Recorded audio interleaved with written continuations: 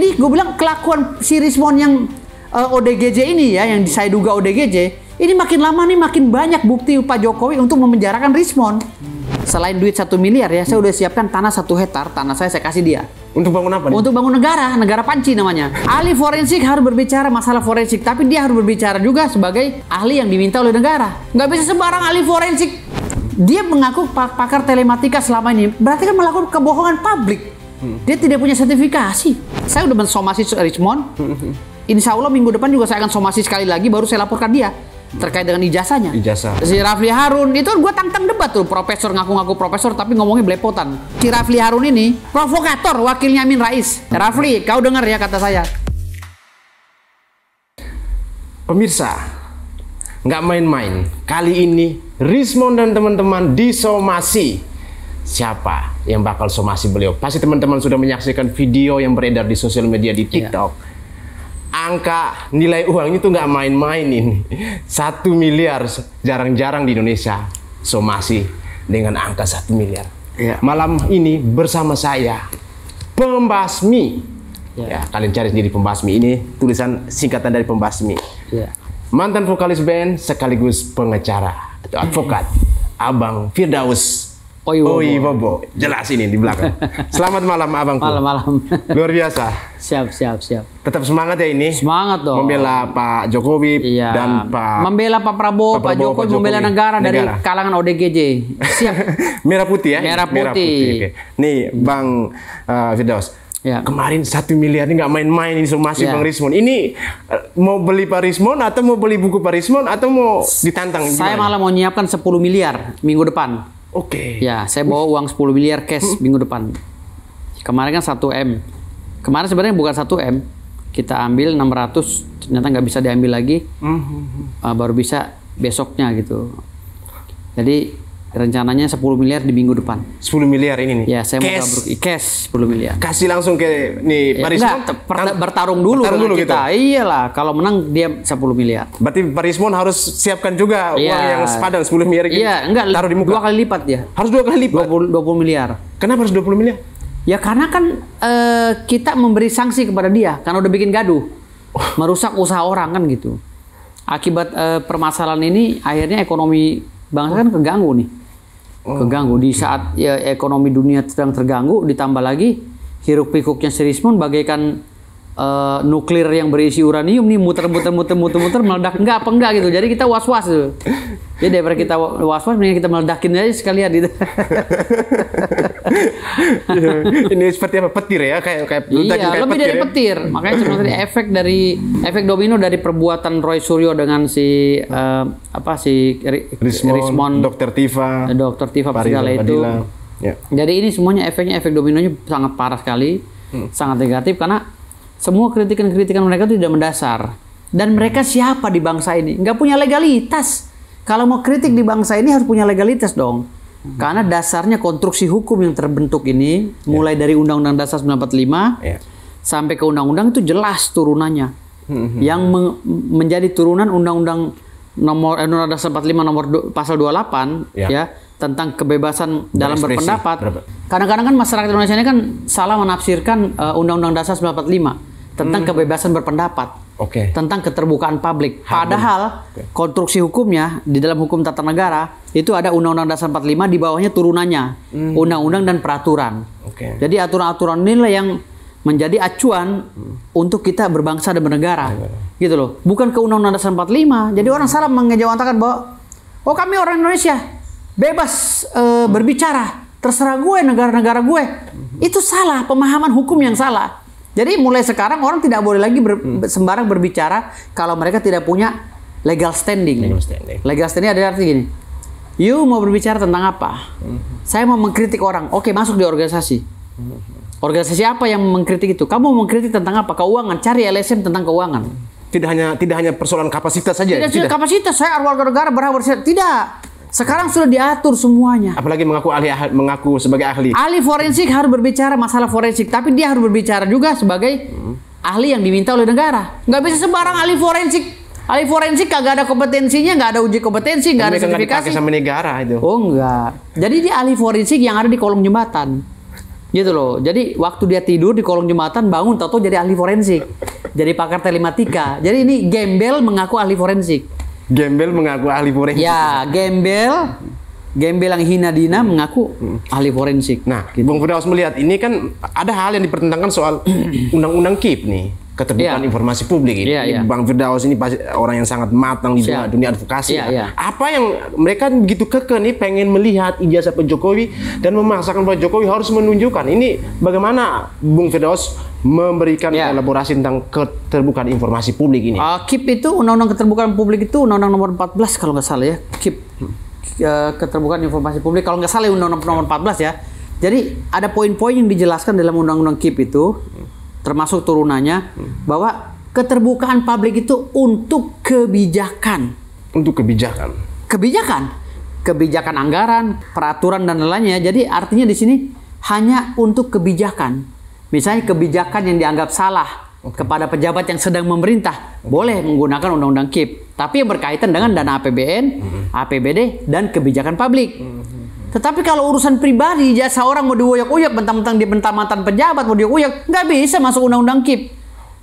Di luar itu udah nggak ngerti, dia udah ngaco. Makanya saya bilang tadi sini orang segerombolan orang, termasuk si Ahmad Kozinudin lah. Ahmad Kozinudin, Abraham Samad. Si Pak Rafli Harun? Si Rafli Harun itu gue tantang debat tuh, profesor ngaku-ngaku profesor tapi ngomongnya belepotan.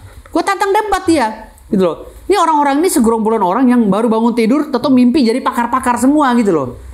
Jadi akhirnya ngaco, menyesatkan masyarakat. Nah ini perlu diluruskan otak-otaknya semua. Makanya saya bilang tadi, boleh aja mereka itu berbicara, tapi ada uji sertifikasinya dong. Ada uji kompetensinya. You sebagai apa? Lembaga mana yang mengeluarkan kalimat bahwa you itu pakar? Gitu. Saya saja ini yang begitu banyaknya dimintai pendapat oleh orang, belum berani bicara masalah pakar.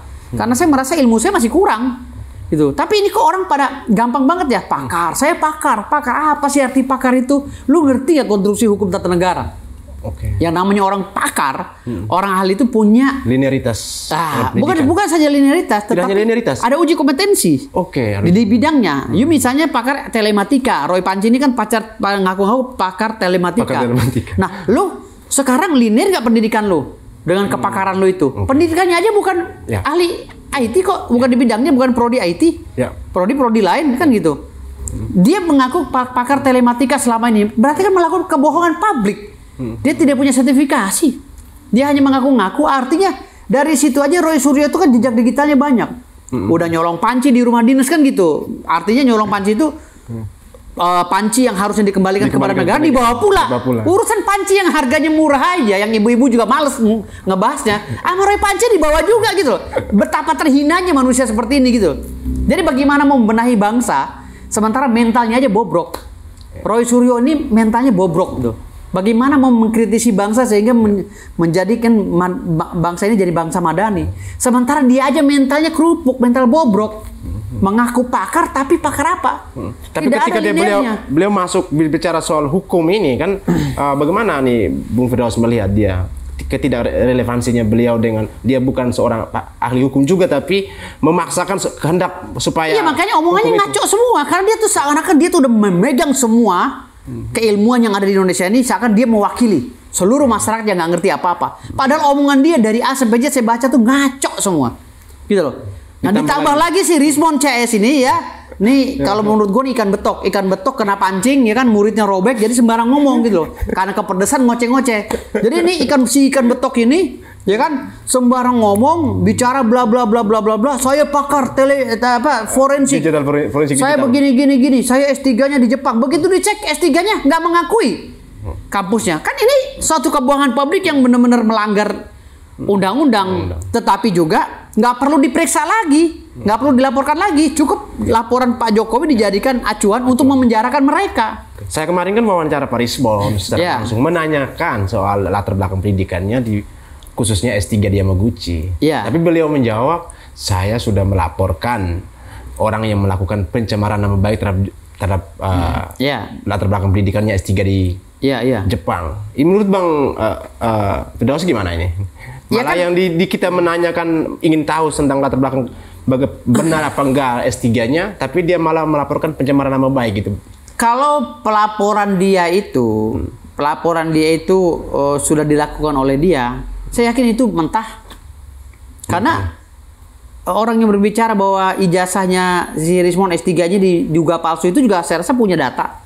Nggak mungkin sembarangan, apalagi kalau sudah viral begini gitu. Nah ini yang perlu dicari, dan kebetulan saya udah mensomasi Rismond. Insya Allah minggu depan juga saya akan somasi sekali lagi, baru saya laporkan dia terkait dengan ijazahnya. Ijazah, oke. Iya, terkait dengan ijazah Rismond, saya akan laporkan dia, gitu loh. Kalau dia tidak menerima tantangan saya untuk ribut di ring, tapi setelah ribut diam, bikin pernyataan, setelah ribut lu pensiun jadi provokator kan gitu.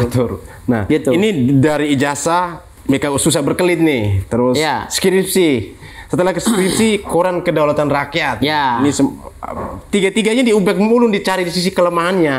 Dan mereka tidak percaya dengan hasil dari Dirtipidum kemarin ini. Tapi pertanyaan saya, ini kenapa negara nggak pakai mereka untuk jadi... Makanya saya bilang, kalau dia nggak percaya dengan keputusan secara konstitusional yang ada di kepolisian, ya, putusan SP3 dan lain-lainnya, berarti dia harus bikin negara lagi. Biar dia puas, apa aturan dia harus dengan oleh rakyatnya. Dia bikin negara sendiri. Makanya saya siapkan selain duit 1 miliar ya, saya udah siapkan tanah 1 hektar, tanah saya kasih dia. Untuk bangun apa? Untuk bangun negara Panci namanya. Jadi negara Panci ini harus dilaksanakan segera. Nanti saya ngelantik, saya sebagai PBB-nya lah gitu, perwakilan PBB ya.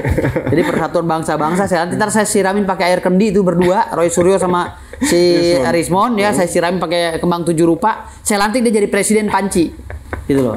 Si Rismond jadi presiden Panci, wakilnya Roy Suryo. Ya, menteri kesehatannya Dr. Tifa.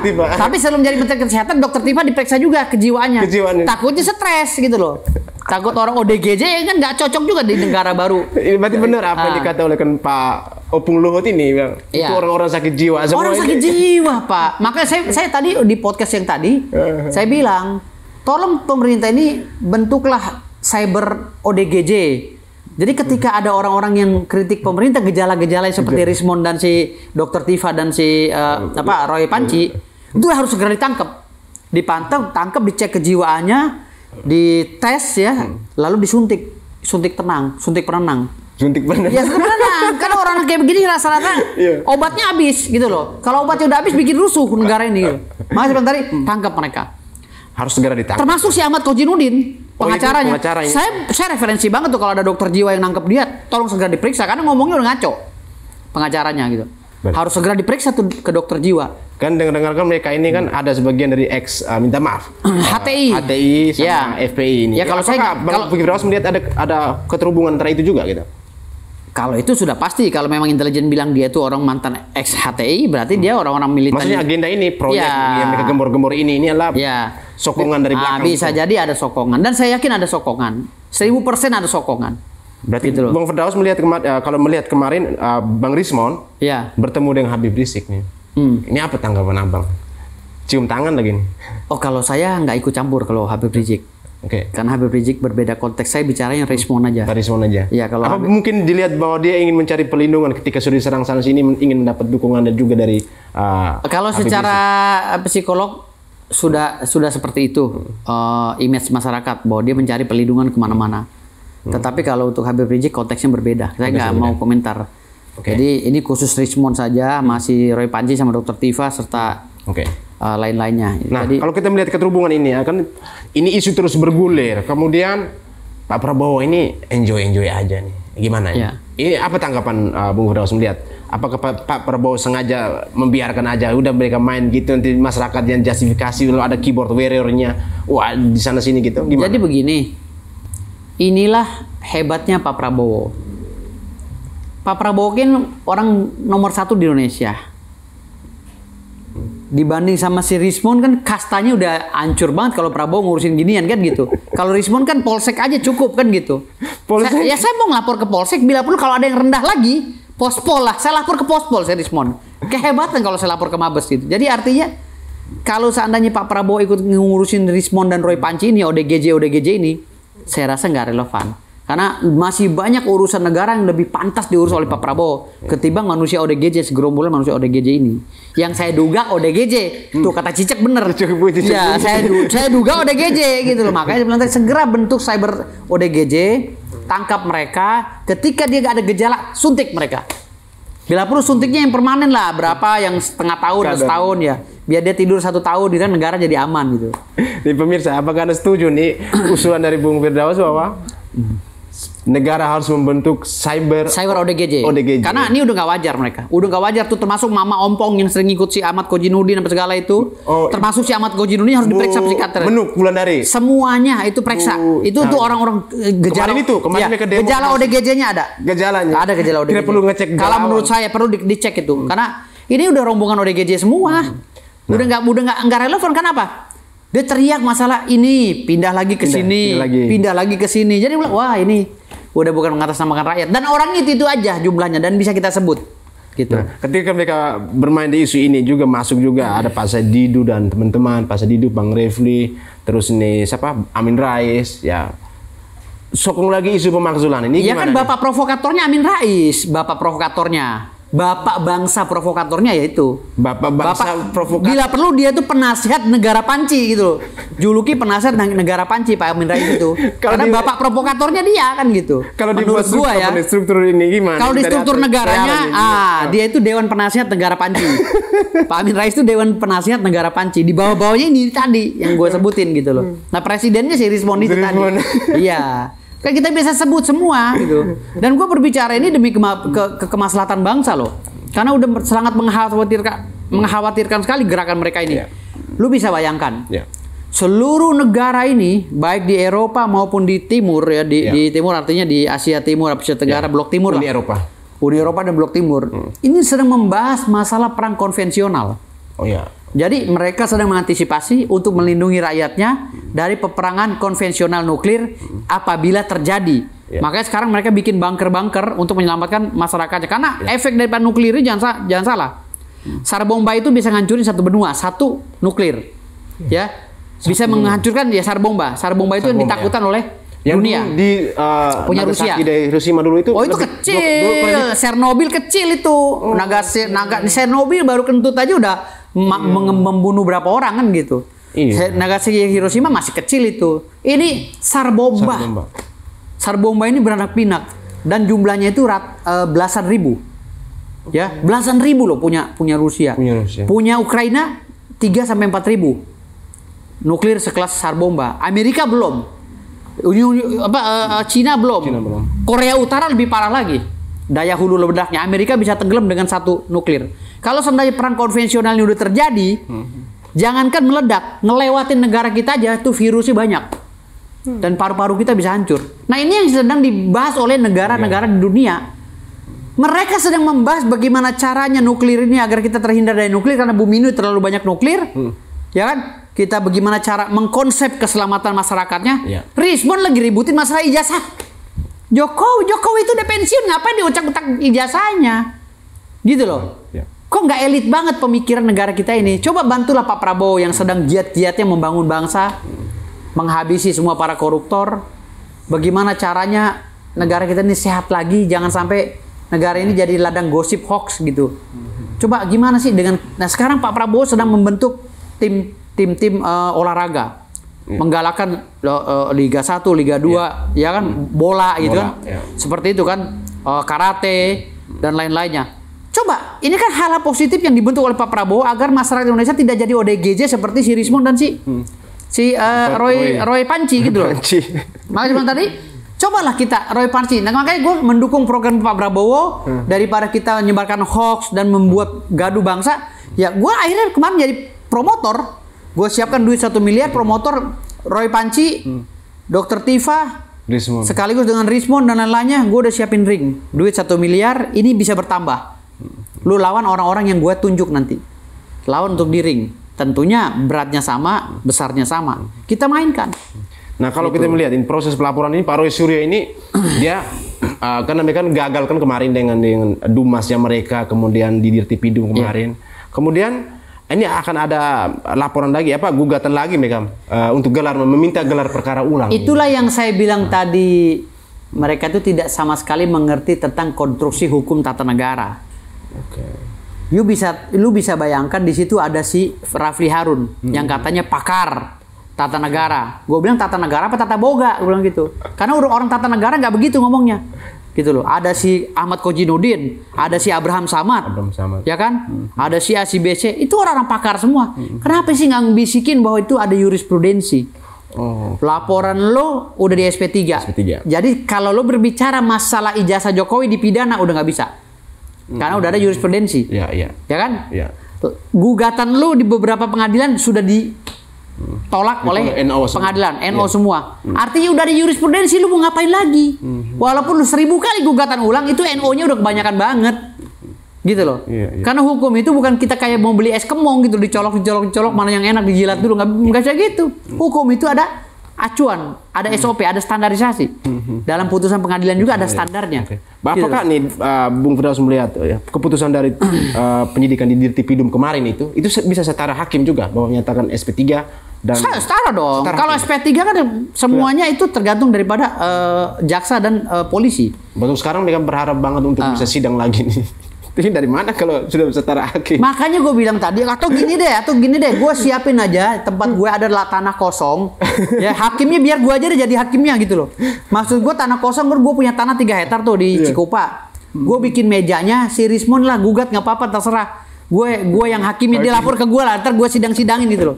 Ntar siapa yang jadi Jokowinya, siapa yang jadi gue, di situ lah. Parodi ini aja. Ya, tapi nggak usah pakai atap, sidang-sidang aja walaupun hujan-hujanan, ntar gue pakai baju toga gitu kan. Jadi daripada kita ini jadi istilahnya ini kita jadi ikutan goblok semua gitu loh. Iya. Lah orang kita ini kan menganut sistem hukum 3. Hukum adat, Eropa kontinental dan Anglo-Saxon. Iya, Anglo. Kalau seandainya Anglo-Saxon yang berkaitan dengan jurisprudensi dan Eropa kontinental yang berkaitan dengan hukum Belanda sudah mengatakan bahwa you nggak bisa lagi menggugat karena you udah ada putusannya. Kenapa kita dipaksain ngabisin waktu? Gitu loh. Karena masalah ijazah Jokowi mereka udah pusing nih. Akhirnya kemarin ngemet-ngemet lagi. Bayangkan Rismon begini. Assalamualaikum Pak Bapak apa namanya Mustejo atau apa? Pak Kasmujo. Saya Rismon Syaniper Pak. Boleh saya tanya?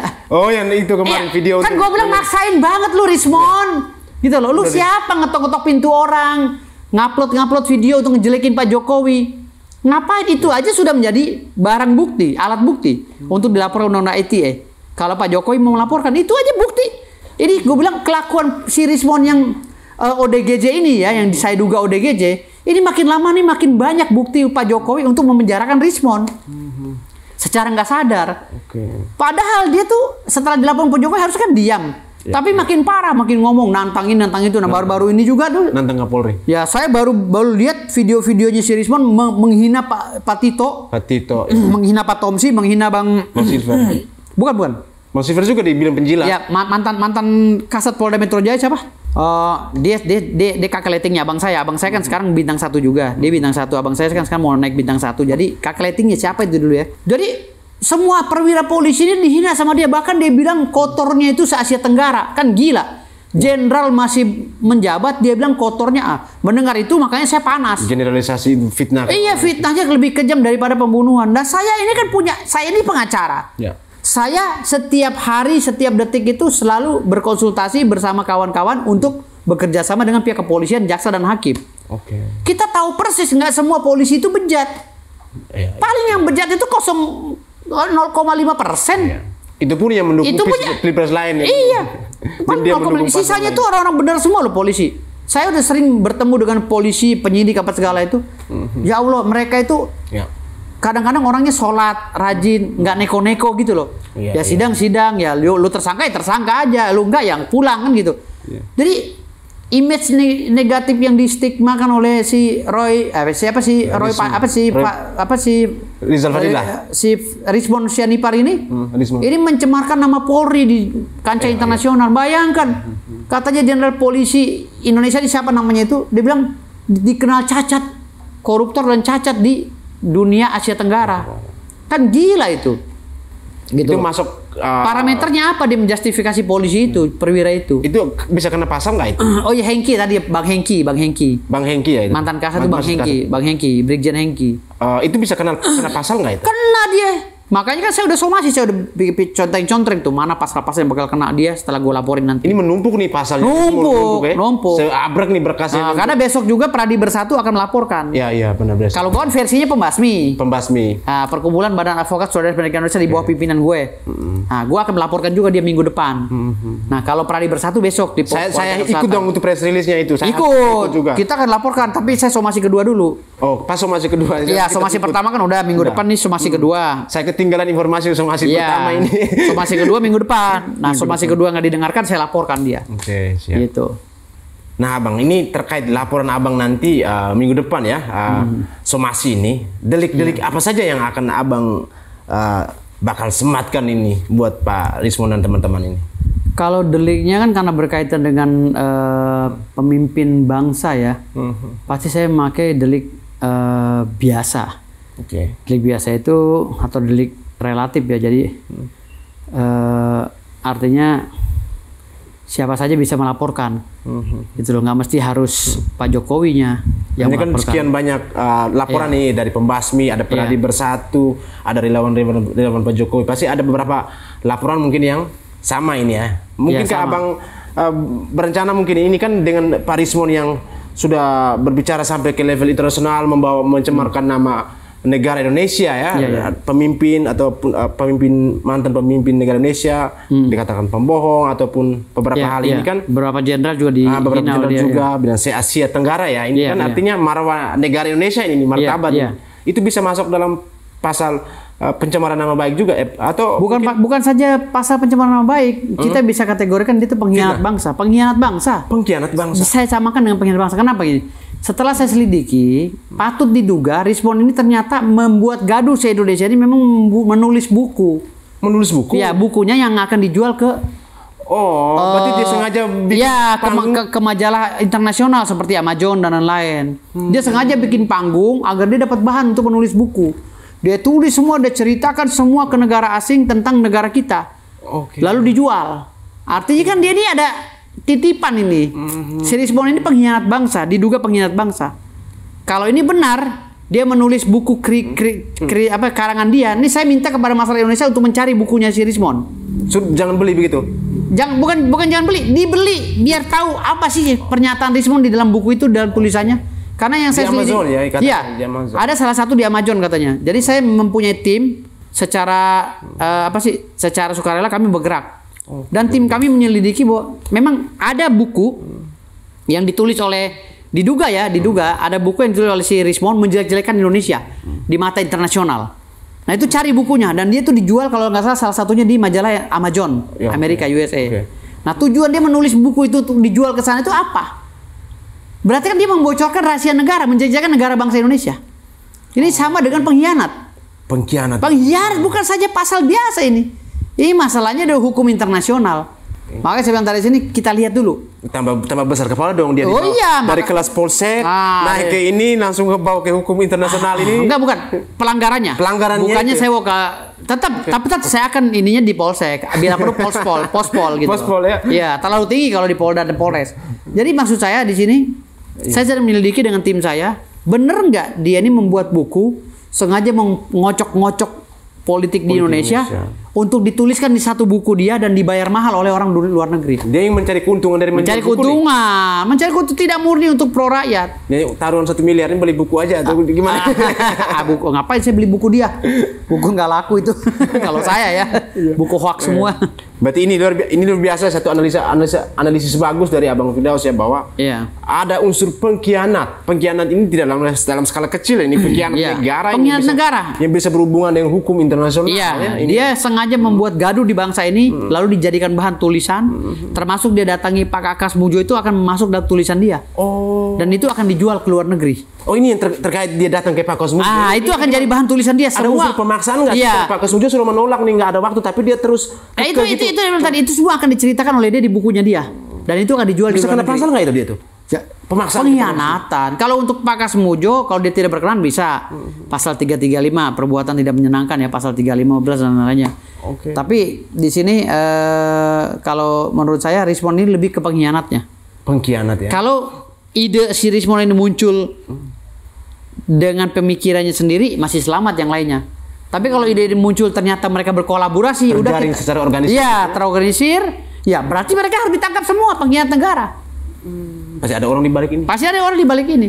Berarti yang mengorkestrasi ini kita lihat setiap hari ini kan ada Pak Refli Harun ini dia mengungkap fakta baru, ditangkap bersama Rismond. Ungkap fakta bisa baru. Bisa jadi mereka memang tujuannya untuk menjual buku, menulis buku untuk menjajakan bangsa Indonesia. Bang Refli juga jual buku mungkin. Bisa jadi. Bisa jadi mereka berkali berbicara bahwa kami menulis dalam tulisan saya kan selalu begitu. Tulisan itu dijual ke luar negeri. Gitu loh. Kan ini sama dengan pengkhianat. Oke, menjelekan bangsa. Gila ini, udah gila. Kalau mau buat buku dan jualnya di Jatinegara atau di Senen mungkin masih kita anulir. Kan gitu. Tetapi kalau udah jualnya ke luar negeri, ini kalau ini benar pengkhianat bangsa dia. Rahasia negara ini. Iya, Rismond pengkhianat bangsa. Iya. Gitu. Berarti kita melihat ini soal Pak Refli ini kan dengan dia mengorkestrasi terus, artinya setiap hari seperti yang saya katakan tadi bahwa mengungkap fakta baru. Kalau dia wakil provokator kalau saya duga. Wakil provokator. Rafli Harun ini bukan pakar tata negara, provokator, wakilnya Amin Rais. Iya. Ketuanya Pak Amin Rais. Iya, saya duga, Bapak provokator bangsa. Bapak provokator bangsa. Pak Rafli, kau dengar ya kata saya. Kau saya duga sebagai Bapak provokator bangsa, wakilnya Pak Amin Rais. Ya. Nah, kalau kita lihat lagi ini soal bagaimana Pak Refli ini kan, legal standingnya dia, bagaimana dia berbicara di depan publik, ini kapasitasnya menurut Bung Firdaus sebagai apa nih? Tidak hanya sebagai provokator, apakah ada yang lain gitu? Kalau dia berbicara bahwa dia itu kapasitas sebagai kaum akademisi, kaum akademisi berbicara tertata dan mempunyai estetika dalam berbicara, gitu loh. Kalau dia berbicara menghujat, menuduh Pak Jokowi, menuduh pemerintah, menuduh dengan kata yang tendensius, itu bukan akademisi, Pak. Bukan itu. Dia mulai ada pemberitaan juga yang mengatakan bahwa dia udah mulai tidak masuk dalam timnya Pak Suryo juga dan teman-teman. Nah, itu kan cuci tangan dia. Padahal kan awalnya kan dia juga konseptornya kan gitu. Padahal dia konseptor lalu cuci awalnya kalau menurut saya. Tapi main cari aman ya. Iya, cari aman terus. Berarti dia memancing di air keruh. Memancing. Berarti ada unsur apa? Hipokrit dong di dalam permainan. Nah, betul.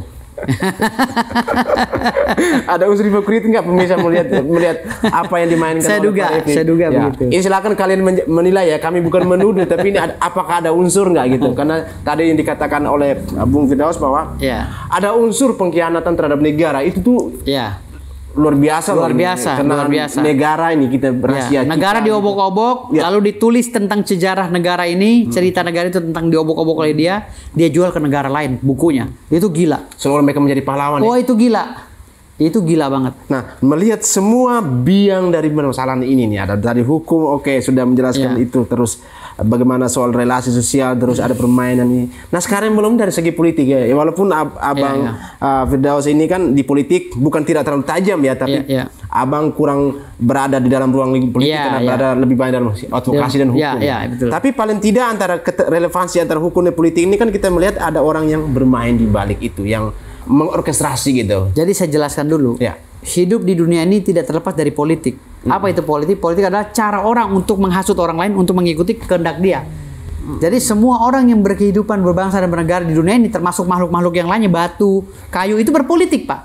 Bagaimana kayu itu mengemas dirinya agar orang tertarik mengambil batu itu untuk digunakan dan dia mendapatkan pahala. Semua yang hidup ini tidak terlepas dari politik. Cuman bedanya ada politik hukum, politik praktis, politik ekonomi, politik budaya, dan lain-lain. Itu politik kita harus tahu dulu.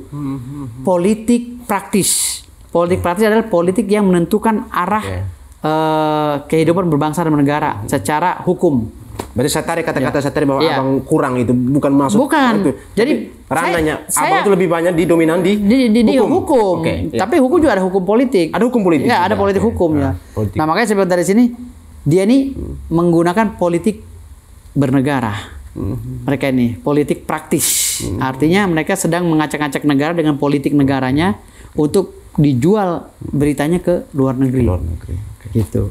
Nah, terakhir nih Abang melihat ini. Saya kembali lagi ke soal cyber ODGJ ini. Ya, cyber ODGJ. ini nggak main-main ya. Kalau negara nggak mau bentuk, pembasmi akan bentuk. Nah, apakah Abang ada usulan lain selain cyber ODGJ ini kepada teman-teman ke Pak Roy, Pak Rismond ini? Apakah mereka harus hentikan dengan melihat ini, kalau mereka terus, pastikah akan mereka masuk penjara berapa persen gitu menurut Abang gitu? Kalau untuk masuk penjaranya, 1000%, 1 juta persen. 1000,1 juta. Ya bukan 100% lagi, 1000,1 juta persen. Karena peluangnya ya gitu. bisa Bakal jadi bukan bertambah saja Roy Suryo dan Dr. Tifa atau si Rismond ya, yang kemungkinan besar Roy Suryo dan Rismond. Tapi yang lain-lainnya juga yang menjadi provokator, yang ikut menyediakan alat dan lain-lain itu bisa kena juga. Karena semua nih bisa pasal 55 ikut serta dan berbuat kejahatan ya. Pasal ikut serta dalam berbuat kejahatan dan menyiapkan alat kejahatan untuk berbuat jahat. Dan menyiapkan alat kejahatan. Pasal 56, pasal 55 ya, ini ya instrumen-instrumen hukum yang teman-teman harus tahu ya, bahwa jangan dilihat hanya yang ditampil di depan sebagai penggerak, tetapi yang yang bergerak di depan tapi penggerak di belakang juga kena. Instrumen juga kena ya. Apalagi kena terkait dengan pasal provokator. Pasal pengkhianatan terhadap negara itu ada pasalnya. Siapa aja kira-kira yang berpotensi nih? Kita duga ya. Kalau saya menduga Rismond udah masuk lah ya. Pak Rismond oke. 2x1 ukurannya 2x1 udah masuk. 2x1 di penjara. Iya. Roy Suryo juga sama. Mungkin tetanggaan lah di blok C nih blok D gitu. Dr. Tifa ya masih pertimbangan lah kan, dia akhir-akhir ini kan banyakkan dramanya kan.